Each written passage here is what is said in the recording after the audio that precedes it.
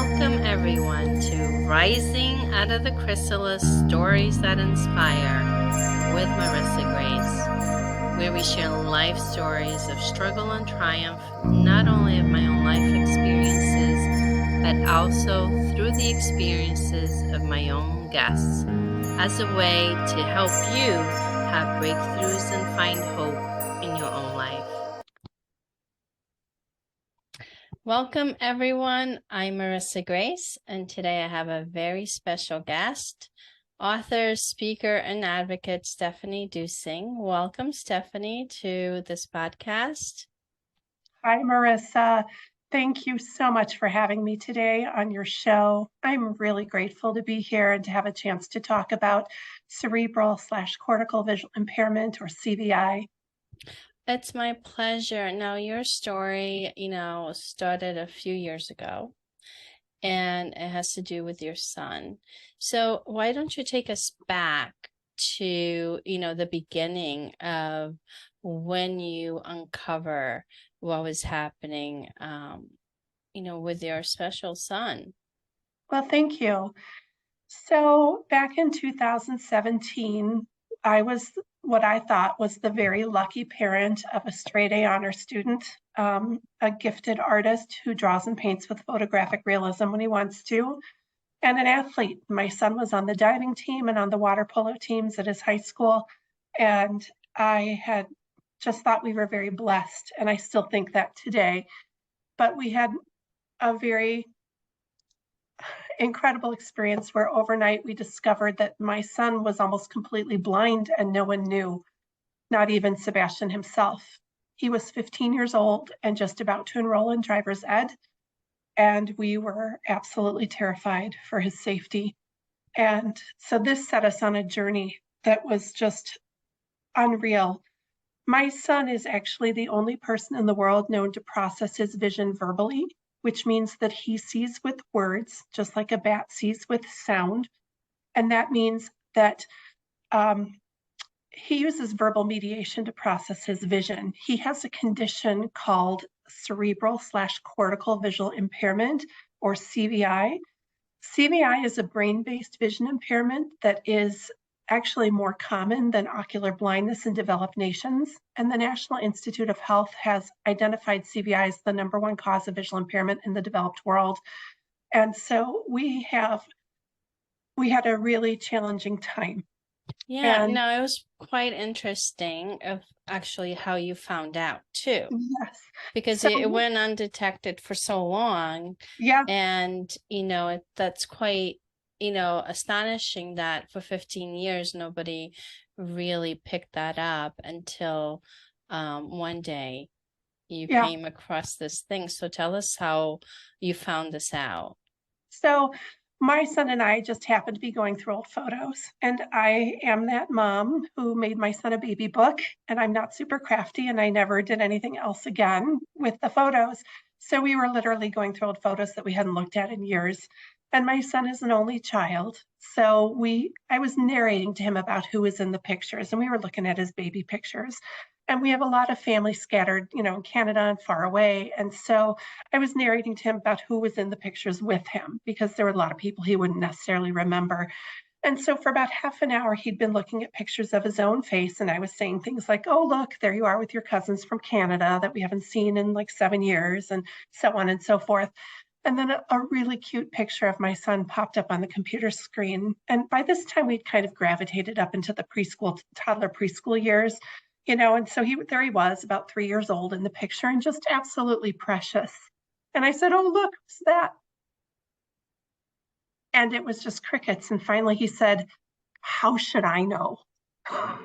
And I was like, I looked at him. I mean, all the hair on my back and the back of my neck just stood up, because my son draws and paints faces and everything else that interests him with photographic realism when he wants to. He's an extremely gifted artist. And so I was like, how could you not recognize your own face? You've been looking at pictures of yourself now for half an hour, right? So I just said, that's you. And he said, if you say so. And so then I was like, okay, this is totally not typical, right? And in 2017, I had never heard of face blindness or prosopagnosia. in 2017, I had never heard of CVI. I didn't know it was possible for a human being to be face blind and to not be able to recognize faces. I'd never heard of any of it. So I was astounded. I was just astounded that here's my artist kid who draws beautiful portraits and paints beautiful portraits, and he's not recognizing his own face. Well, long story short, that night I set to work researching. And it took me quite a while because there was so little information that I could find back in 2017 about CVI. It was literally the middle of the night when I finally found the right combination of words about facial recognition and problems with that. When I finally Google took me to prosopagnosia, and I was like, aha, this is a real condition. And so then I was like, okay, so he has a quirk. And I wasn't all that concerned. I'm like, according to what I learned in 2017, which was wrong, prosopagnosia or face blindness was very, very rare. Well, we know now that about 1 in 30 people has it. It's an extremely common symptom of a common visual impairment. It's not at all rare. But in 2017, I didn't know that. And so I thought, okay, my kid's got this really weird, unusual quirk, and it's very rare. And the very next day, that's when I got scared. Because the next day was when we figured out that my 15-year-old son had taught himself to navigate our home, his small neighborhood, and his extremely architecturally complex high school by counting his steps and turns, and had been navigating our own home that way all his life. And he'd been doing that since he was a toddler, and just, counting his steps silently internally. So we didn't know he was doing it. And he assumed that everybody else was navigating the way he was. Wow. So how did you like start questioning after like you did the research? You stayed up all night like trying to figure out, yeah, okay, why did he respond the way he did, and you came across this? Then what was your process to like interrogate, get more answers from him? Did you just have like a series of questions trying to figure out, put the puzzle together? Yeah, so what happened was in my research the night before, when I discovered prosopagnosia or face blindness, what I learned is that there's a variety of different types of agnosias. It's more than just face blindness. I learned about object agnosia, and there are people who can't recognize objects because the part of their brain that's involved in recognizing objects is damaged.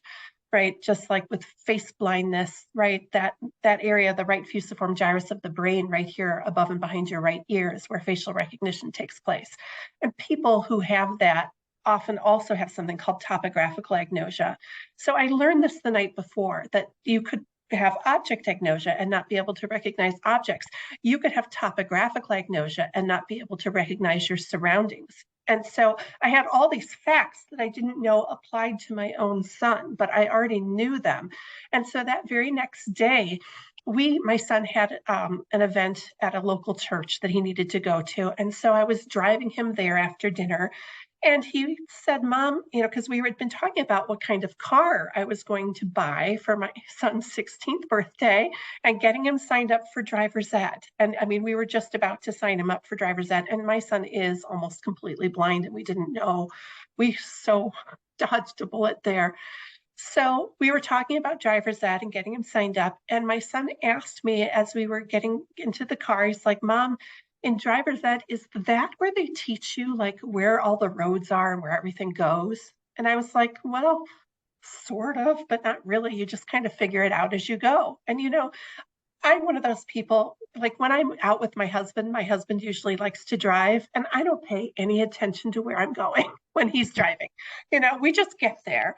And so I was just assuming that he hadn't figured out where all the roads go because he doesn't drive. I'm like, so I was saying things, well, once you start driving, you just kind of figure out where everything is, because I assumed that he was neurotypical and that he had typical vision, because my son appears to be neurotypical. He appears to have typical vision. Right. And most teenagers around that age, they're like, I don't want to pay attention to the road or, the landmarks or whatever. I just know I get to school or wherever I need to go. I just get there. Right. So we don't usually question them, right? We never question, said, do you know how to get home? Do you know where you're going?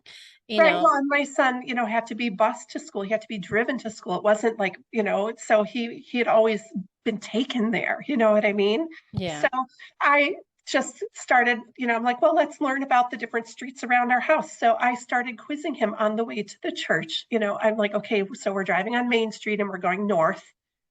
To turn right on Jackson. I'm just making up street names, right? And then what direction will we going? Well, my son is incredibly bright.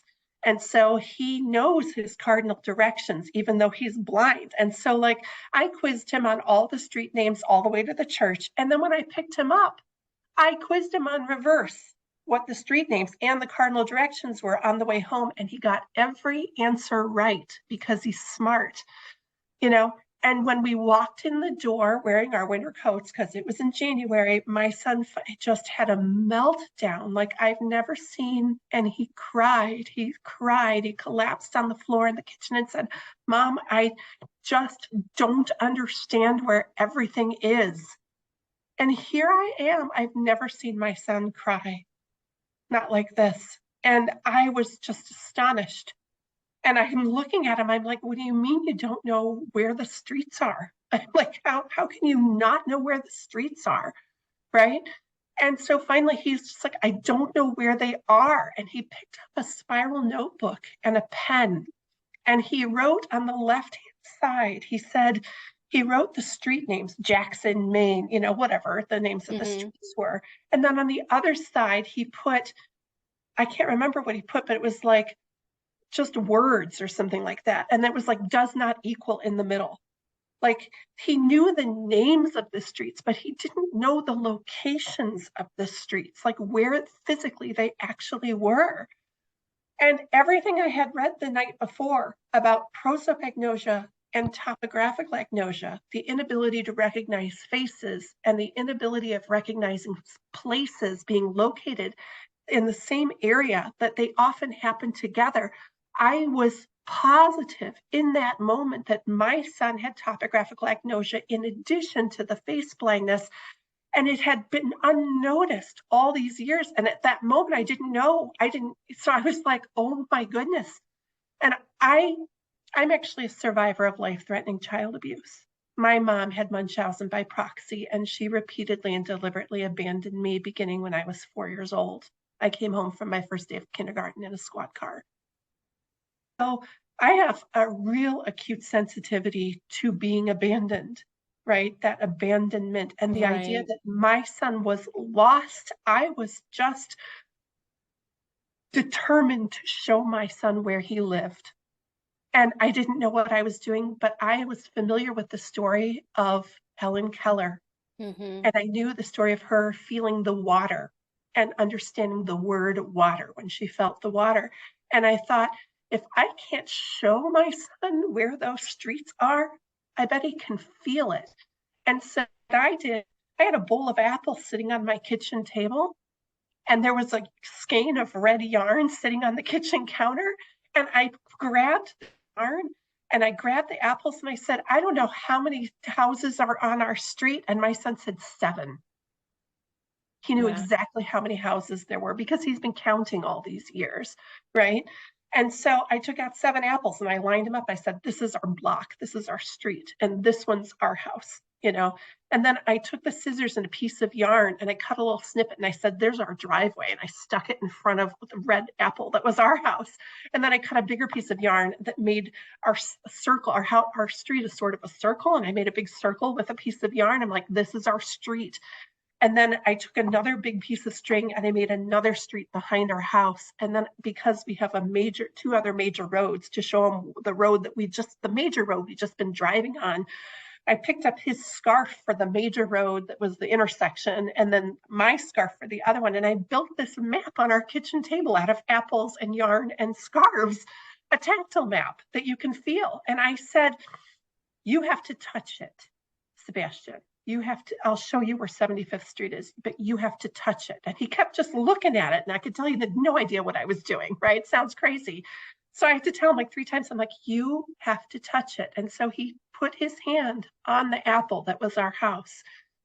And he dropped down and he touched that little bit of yarn that was our driveway. And then I said, that's our driveway. And then he touched the yarn that was our street. And I said, that's our street, go left. And so he touched the yarn that went left all the way around, and he followed that map around as I told him what direction to go. And when he reached my scarf, that was the main road by our house. And for the first time in his life, my 15-year-old son knew where the main road that we drive on every single day was, because he could feel it, but he could not see it. And that's when I knew, I mean, I'm a teacher. I'm actually a music teacher. I know that look on a student's face when they, oh, I get it. Yeah, when I they know. finally like put the pieces together. He was It is. probably, for such a long time, he was probably trying to figure this out. Oh, yeah. And hiding And the fact, and he will tell yeah. you, he's known all his life that he was far more anxious about going places than everyone else around him, and he had no idea why. He So had absolutely. once you had that episode with him where you mapped out, your neighborhood and you were talking, was there a realization on his side that, oh my God, maybe, you don't see the way he sees? Oh, Or we had or did he already know that? no. that I had to tell my 15-year-old son that he was blind, and we cried on the kitchen floor. I held him in my arms, and I had to tell my 15-year-old son that he was blind and that nobody, I didn't know. I apologized to him. I said, I'm sorry. I said, I'm sorry. I said, it's usually obvious. But the reality is that CBI can be an entirely invisible disability. There's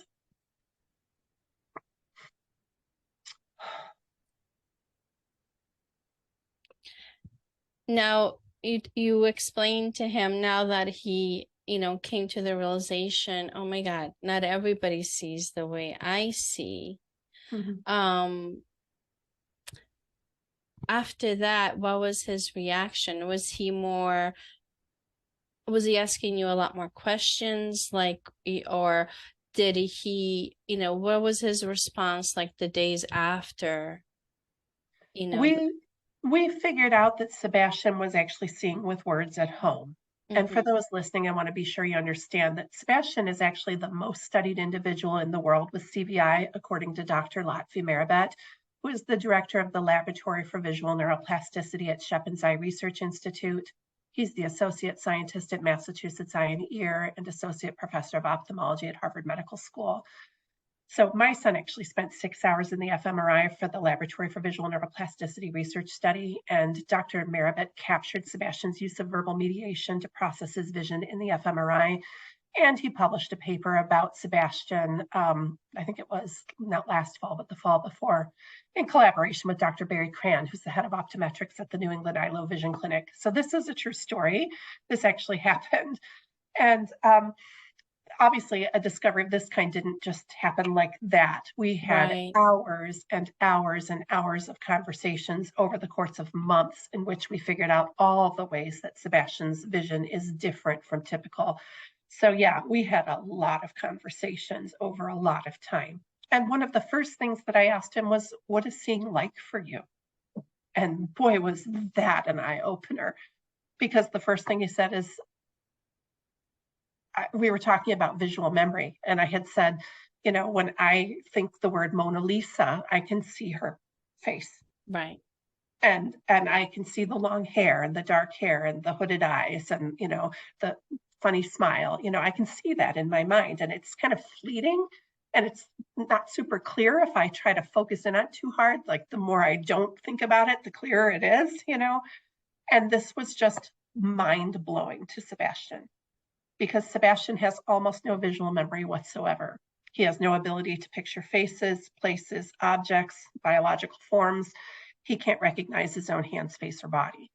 So he's living in a world where nothing ever looks familiar, except what he told me right away was the only things that are easy for him to see are words, letters, numbers, and simple shapes. And so my blind son, who has almost no vision whatsoever, has visual access to numeracy and literacy, because he can see and recognize words, letters, numbers, simple shapes.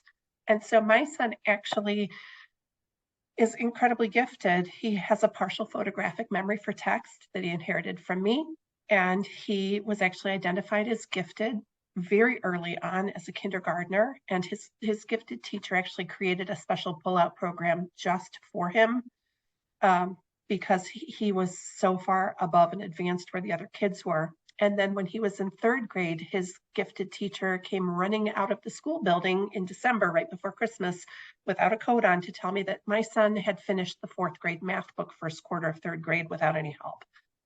And I didn't even know. And so the school wanted us to advance him a grade because they were telling us they could not meet his needs academically in the grade he was in. And I don't know if you know anything about grade promotion, but they analyze every aspect of a child academically, socially, physically, emotionally. Mm-hmm. And my blind son flew through the grade promotion process without raising a single alarm from anybody for any reason. So nobody knew. Nobody picked up on it Nobody whatsoever. knew whatsoever. No. And so what I wanted to say earlier is that CVI can be an entirely invisible disability. There is no way to tell that my blind son is blind. You can't tell socially, you can't tell academically, you can't tell physically. We have photos of my blind son who can't recognize his face or anybody else's, making regular, consistent eye contact from his earliest days. I have photo after photo of that. I have photos of my blind son using something called visual guidance of reach, which is where you look at something and then you reach for it.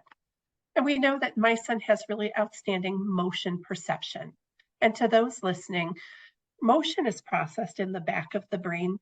And there are people alive right now who've had strokes, and they have lost all perception of sight, all light perception, all color perception, and yet they can still see motion. And I'll put a link to this in your show notes afterwards, but there's a wonderful interview on NPR called The Blind Woman Who Saw Rain. And this woman had a stroke as an adult, and she noticed afterwards, of course, that she had lost all her vision, or so she thought, because she couldn't see light, she couldn't see color, nothing. And then one day she noticed that she could see the motion of the rain as it came down on the window. And she could see the motion of her daughter's ponytail as her daughter skipped ahead of her. She couldn't see the ponytail. She could just see the motion. You could see the motion. Yes. And so this is a real thing. And so my son has outstanding motion perception, and he also has something called blind sight, which I think is a function of motion perception. You can take my blind son and put him in a warehouse full of obstacles, someplace he's never been, and he will walk all through that obstacle course and never bump into anything. Because he has blind sight. And we've actually known and studied blind sight since World War I. We have known and studied CVI since World War I for 100 years. CVI is not new. It is not uncommon. It is not rare. It has been around us ever since humans have had brains to damage. Humans have had CVI.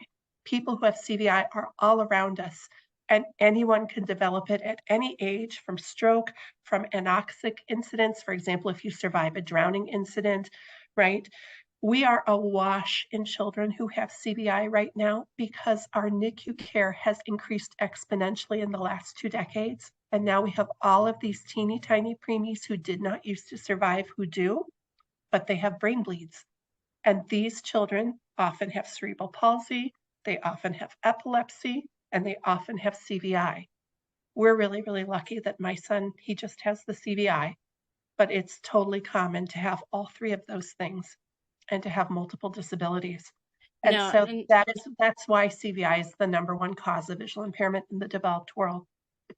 now one of the things that you had mentioned to me before was the use of sound. Like, he used the words, right? The sound. Well, he doesn't say the words out loud to see. Right. So it's not about the sound. It's not, but when we speak to him, right? So when you talk, he uses that sound to recognize. Yes, that's a the really individual. great point. Yeah, and it's really common for people who have CVI who are face blind. This is a common strategy that they use to identify people. They use the sound of the voice. They use their their characteristics. They even use like the way they stand or their gait. They use logic. For example, if you walk into the art room, it's probably the art teacher in the art room, those kinds of things. They Mhm. use hair color, they use eye color, so they look for characteristics. And so my son, for years, I used to wear glasses. I had cataract surgery a couple years ago, and I no longer wear glasses all the time. But at the time in 2017, I was like, well, how are you recognizing me? I know you're finding me. And he said, well, your characteristics are tall blonde glasses. And I was like, I felt like I knew who I was for the first time. I'm like, I'm tall blonde glasses. That's who I am. That's how my son sees me. And so he assigns simple verbal characteristics to every person or object or animal that he encounters in daily life. And so, to the people listening out there today, I would really like to talk, if I may, a little bit about what CVI is, because there's Absolutely. so much misinformation about CVI out there and so little factual information. So, CVI, as I said, is a brain based vision impairment. And I attended a wonderful lecture just this past summer with Dr. Arvind Chandna and Dr. Gordon Dutton, who are both CVI experts. And one of the things that Dr. Chanda said really struck me last summer, and he talked about the length of time it takes between when light hits the retina, it is converted into an electrical signal and it travels through the optic nerve past the lateral geniculate nuclei, or the LGN, and it goes all the way to the back of the brain. And that's when vision begins to happen. We often incorrectly say, well, we see with our eyes. Well, that's kind of the kindergarten version of how seeing happens, Right. right? The reality is, what Dr. Chanda was saying is that they've actually measured the amount of time between when the light hits the retina and it's converted and it reaches the back of the brain before there's any measurable, any actual conscious perception of sight. It takes a tenth of a second after the light hits the retina before there's any conscious perception of sight. A tenth of a second for that signal to travel to the back of the brain, and then we start to see. There's no conscious perception of sight when the light hits the retina. We do not see with our eyes. All of the conscious perception of sight is happening in the brain. And so it's really important to understand that, because what happens is, in the brain, we've got two different pathways. More than 40% of our brains are involved in visual processing. More than 40%, it's huge. And so when the light gets to the back of the brain, there's the dorsal stream of visual processing, and then there's the ventral stream of visual processing. And the two are not really separate, they communicate back and forth. But for simplicity's sake, we'll just talk briefly about the dorsal stream. That's kind of like the where is everything sort of pathway. And people who have issues with dorsal stream processing often have difficulty finding a face in a crowd. They might have difficulty finding their shoes in a pile on the floor. They might have difficulty finding a toy in a full toy box full of toys to find that specific toy they're looking for. They often, books like Where's Waldo, that storybook where you have Right. the little guy. Mhm.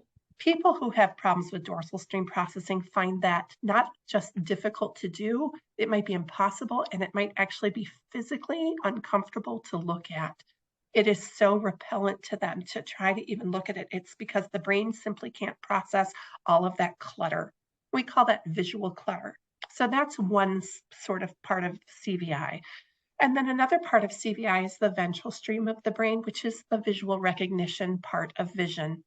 So in the brain, when we are recognizing things, recognition with vision is different from just identifying. I'm so glad that you asked about like recognizing faces or identifying people by their voices, identifying people by their hair color, right? That is Mhm. not the same thing as actually recognizing a person with your vision. It's different. And people who have ocular forms of blindness who've never seen can identify people, right? They can identify them by their perfume, by their voice, by the way they sound as they walk through the room, the sound of their footsteps. And I think even, the regular of us that could see, we sometimes you tap into those Oh, yeah. extra senses. Like Yeah. if somebody walks, let's say, in the next room, we will say, "Oh, is that mom or dad because you could recognize by the sound of their steps. So we are Yeah. kind of already using those senses that Yeah. we have within, except, your son is just using them at a much higher level. Yeah, exactly. Right. We all use that. We all use all those clues. We just don't think about it. Right. Right. Yeah. So what happens when the visual part of the ventral stream processing, every person who has CVI is unique because where the brain damage happens is fairly random, right? So it depends on where your brain damage is, what specific symptoms that you have. And we already talked a little bit about how the right fusiform gyrus here, that's part of the ventral stream processing. That's where facial recognition takes place. So when you have damage to the right fusiform gyrus, you might have prosopagnosia, you might be face blind, you might also have topographical agnosia and have no ability to recognize your surroundings, no matter how many times you are in a place. And so my son has both of those. It doesn't matter how many times he has been in our home, how many years he lived here, he can't recognize anything in our home because that part of his brain is damaged. And so, Now, I have a question for you. yeah. Did you ever go, once you did all this research and you've been working with all these doctors to Mhm. really, point out, what is happening. Did you ever try to investigate, okay, so why does he have this, you know, I'm so damage glad in you asked his this brain? Like, question. where is it coming from? When did it originate? Yeah. What happened for him to be born this way? So we know. So my son, I almost died giving birth to my son. I had preeclampsia, and my son was full term. He was not a preemie, he was full Hmm. term, but I was diagnosed with preeclampsia 3 days before my due date. And I went straight to the hospital and I was induced. And I was given an epidural and I coded from the epidural, and my blood pressure crashed to 40/26, and I almost died.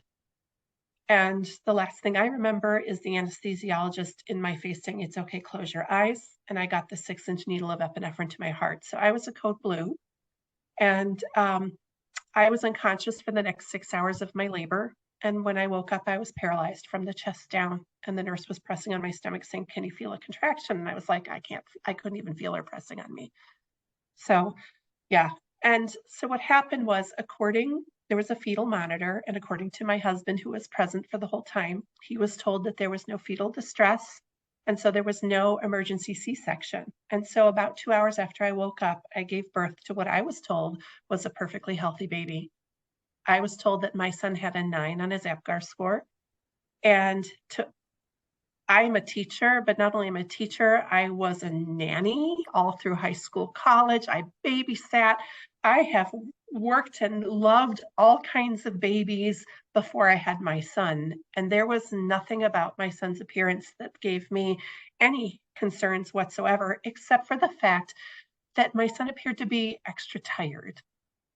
I know newborns sleep a lot, and Hmm. my son seemed to be sleeping more than all of my baby group moms' friends' kids were. And so I actually raised that concern repeatedly at his first appointments. You have the 3-day appointment and Right. all those things. And I was like, "Mine's sleeping a lot." And I was just told, "You have a very sleepy baby." And I was kind of given the, oh, nervous first time mom treatment. Yeah. But the reality is, I'm an early childhood music and movement specialist. And my son received intensive music and movement therapy actually from before he was born, just by accident of having me as a mother. I had no idea there was anything wrong with him. But there are more than 2 decades of research demonstrating that high quality music and movement experiences in early childhood before the age of 7 have tremendous neurological benefits. And those include better balance, better coordination, proprioception, which is knowledge of where your body is in space, which comes in really handy when you can't even see your body, right? Also, improvements in auditory discrimination, language development, um, reading and math scores, and also IQ. And That's so, pretty interesting because that could account for why it went undetected for so long, well, because you kind of trained him he, unknowingly, yeah, to be attuned to sound and all Well, those and things. the reality is that a lot of children who have CVI, many of them are severely developmentally delayed. But my blind son, who has almost no vision whatsoever, had all normal developmental milestones, was making eye contact regularly, even though he can't recognize faces, had normal visual guidance of reach at a developmentally appropriate age, sat up on time, walked on time, skipped and ran, and took the training wheels off his bike when he was 4, and has been Wow. riding around our neighborhood ever since, almost completely blind without anybody knowing. And so, yes, I do believe that, I mean, because there are more than 2 decades of research, we've actually known for more than 2 decades that the brains of musicians are actually different from non-musicians. They have more and better connections between the right and left sides of the brain, Right. because music is actually the only activity known to science that activates the auditory, the visual, and the motor cortices of the brain at the same time. There are no other activities known to science that do that. And because it activates those 3 cortices simultaneously, it forces both sides of the brain together to work together through the corpus callosum. And so it creates more and better connections between the right and the left sides. And that's why kids who have high quality music experiences and movement, they have better balance. They're better athletes. We know that. Yes. Now, is he musically inclined?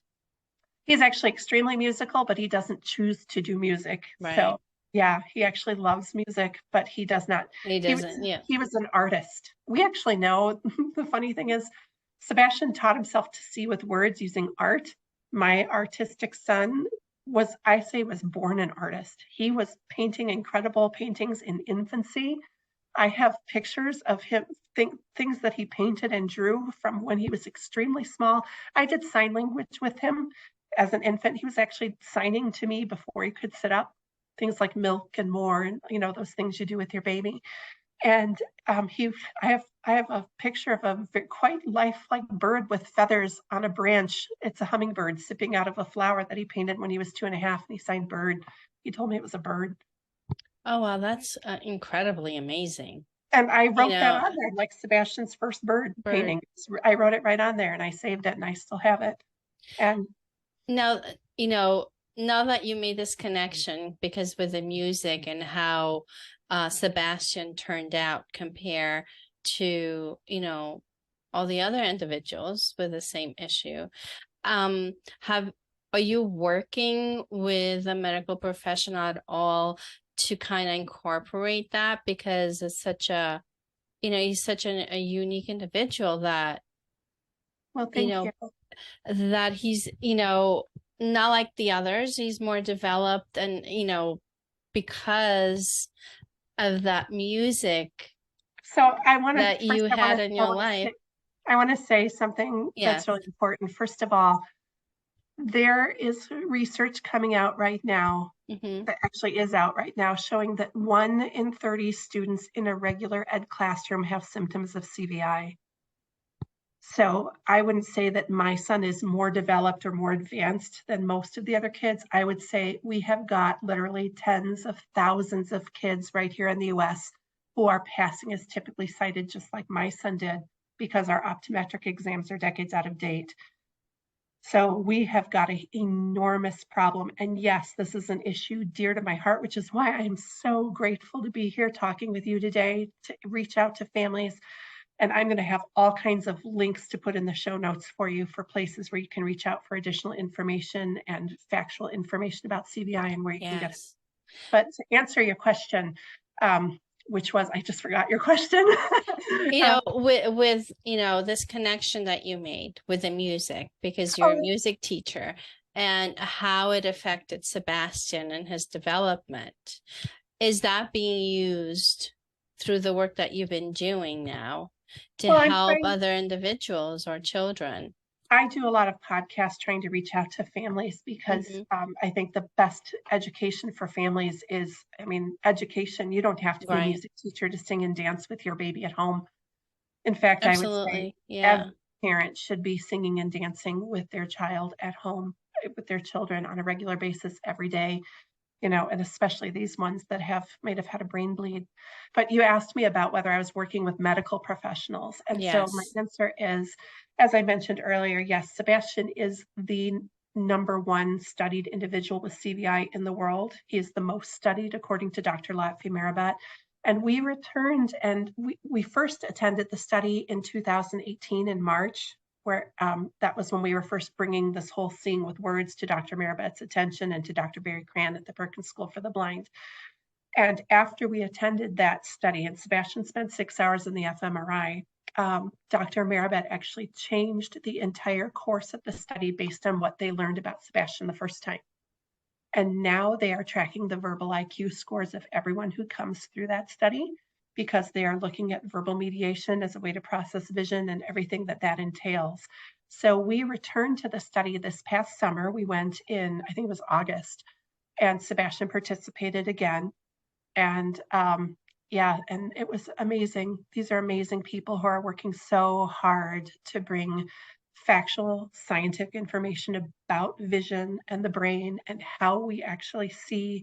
It's so much more complicated than just our eyes seeing. Right. It's like There's so much more to so vision than much. that. Yeah. Thank you so much, Stephanie, for coming on, sharing your story, and bringing this awareness to everyone, because it can go undetected for so long, just like with Sebastian. And for all of those listening that probably, it may help somebody out there that probably had questions if they have a child that they're struggling with similar issues, and they may be not getting the answers that they were hoping for. Maybe this will give them clues, as a gateway to go and find other ways to get tested, right? And we'll have more information, links that Stephanie will provide under the podcast and the videos for you, so you can look that up and look at research and the information about all of this. But feel free to reach out. And Stephanie, do you have a website? You also have a book that you wrote. Oh, yes. Yeah. My book is called Eyeless Mind, as in like the mind's eye. So it's Eyeless Mind, a memoir about seeing and being seen. And it's just the true story of how a music teacher made a major medical discovery in the field of visual neuroplasticity. So, And how can someone, get your book? Where it's can on they locate it? Amazon. In Yeah. Amazon. Yeah. And I have beautiful endorsements from the best vision and brain specialists in the world. So I highly encourage you to check that out. And I will provide links to lots of articles and resources for families.